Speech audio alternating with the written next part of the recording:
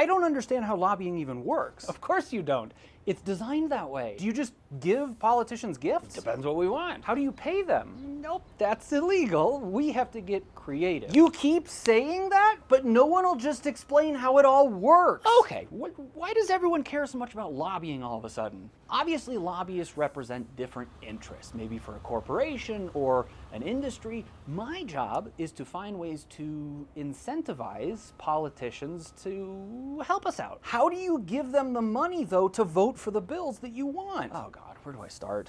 First off, we're not like you. Yeah, some lobbying is about voting, but also you need to think bigger. What, like toppling governments? Not that big.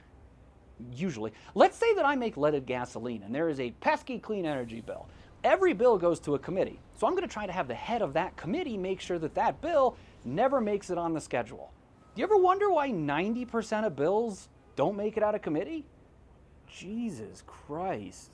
Not familiar with him. He must work for a different firm. Or maybe I know that some regulations are coming down the pipe for my industry and I want to get in front of those. So maybe I will craft some watered down regulations that I want you to sponsor as a bill. You write your own legislation?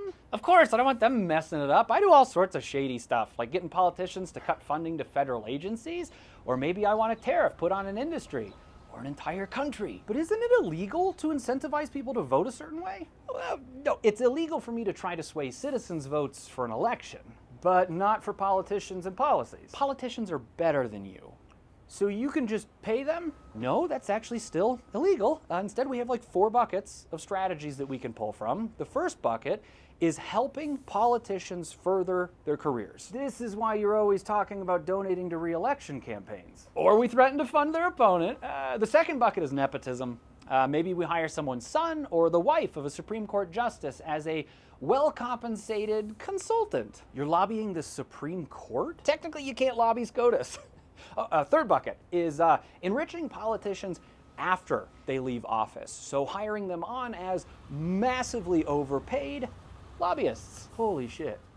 Where they're lobbying their old colleagues. Yeah. Oh, and the fourth bucket is finding ways to enrich them while they are still a politician. And that's why politicians are so wealthy. That's probably its own video, but we certainly help. Why is everyone so interested in how lobbying works all of a sudden? Yeah, I don't know, maybe it's things like scientists finding out that we have 50% more microplastics in our brains than we did 10 years ago.